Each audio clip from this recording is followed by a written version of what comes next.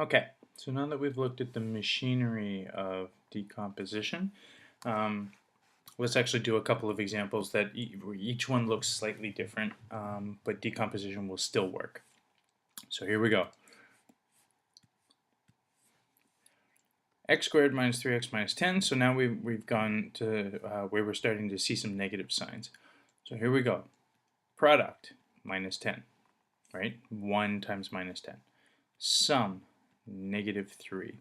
The two numbers, negative 7, not negative 7, negative 5, and positive 2. Those are my two numbers that I'm going to decompose with. So here we go. X squared minus 5x plus 2x minus 10. When I follow my grouping, I've got x squared minus 5x plus 2x minus 10. Common factor within each bracket or group, as I was trying to say. Common factor of x, and I'm left with an x minus 5 plus common factor of 2, and I'm left with x minus 5. Good. This and this are the same thing, so I can common factor that entire binomial, and I'm left with x plus 2. Factored. Now, negative and a positive, so now we got to start playing with some signs a little bit. Product, 9. Sum, negative 6. So in this case, I'm going to have a negative 3 and a negative 3.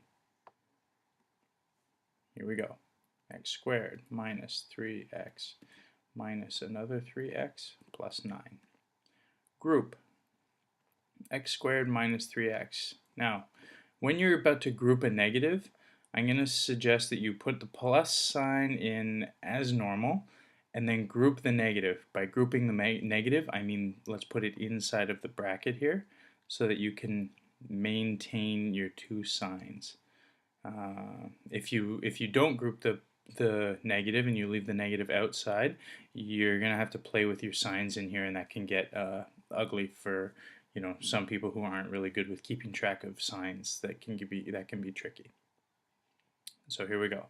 X, and I'm left with an x minus 3.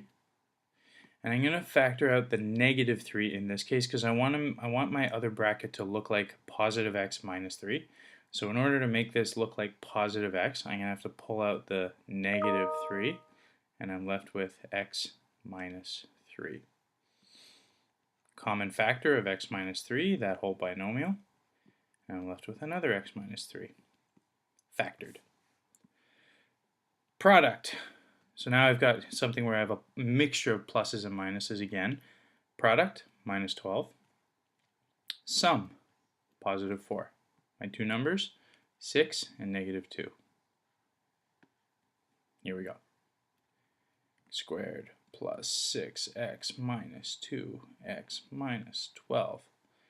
Group x squared plus 6x. Again, group the negative. Common factor of x, and I'm left with x plus 6. Common factor of minus 2, and I'm left with x. Now, because I factored a minus 2 from here, again, I've got to watch my signs, and it's going to be an x plus 6. Good. Common factor of x plus 6, and I left over with x minus 2. Excellent. Factored. Now, here's an example where if you don't see right away that you have a common factor of x, which allows you to do this, and then you can decompose this part. If you don't see that, okay? If you don't see that, decomposition the machinery still works. So let's try it if we forget that we common factor first. Product would equal 1, sum would equal 2, so your two numbers are 1 and 1. Okay? I know this doesn't look like something in quadratic form until you pull out the common factor of x, but let's just say you're so, you're on autopilot and you just see this and think decomposition. here's where you can see the decomposition, the machinery tells you along the way whether or not this is something that's doable or not. So there's my 2x squared plus x.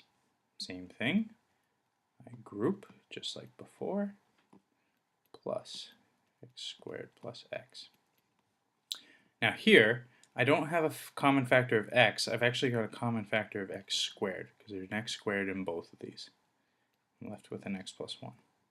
Here, I have a common factor of regular old x. And I'm left with an x plus 1. This is where decomposition tells you that you're okay. The fact that those two are the same thing. So, continuing on with my machinery as I do, and I'm left with an x squared plus x. Now, this looks like it's factored. However, this part here, and you should be doing this whenever you do factoring, you should always be looking at your answer for more common factors. This one doesn't have any, but this one has a common factor of x. Okay, so I've actually still got more common factors that I can pull up. So now, if I wanted to, I could rewrite this as x times x plus 1 times x plus 1 again, or if I want x times x plus 1 all squared, or, order doesn't matter when you're doing multiplication.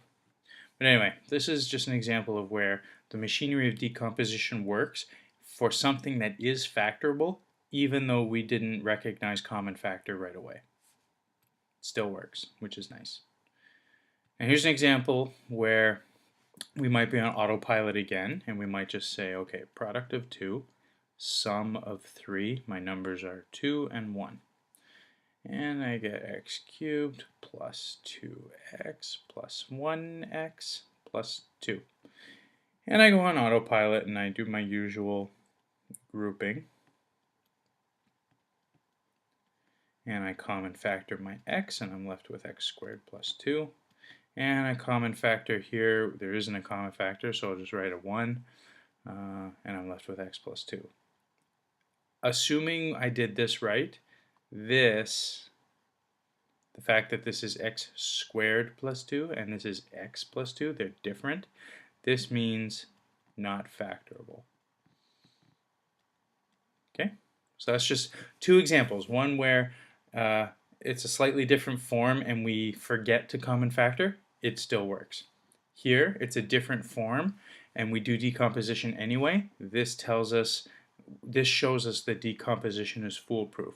It shows us where we have checks along the way that tell us whether or not something is factorable. Last ones. Same idea, right? Not in quadratic form the way that we typically know it, but decomposition will still work.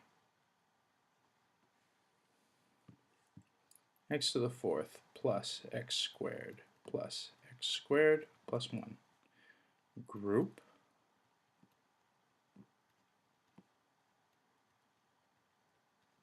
Okay, common factor of x squared here, and I'm left with an x squared plus 1. Common factor of, well, 1, and I'm left with x squared plus 1. Aha! These are the same. That tells me I'm allowed to common factor it out, and I'm left with an x squared from here and a plus 1 from here, factored. Here, same idea. Product is 2, sum is 3, my numbers are 2 and 1. X to the 6 plus 2x cubed plus x cubed plus 2. Then I group.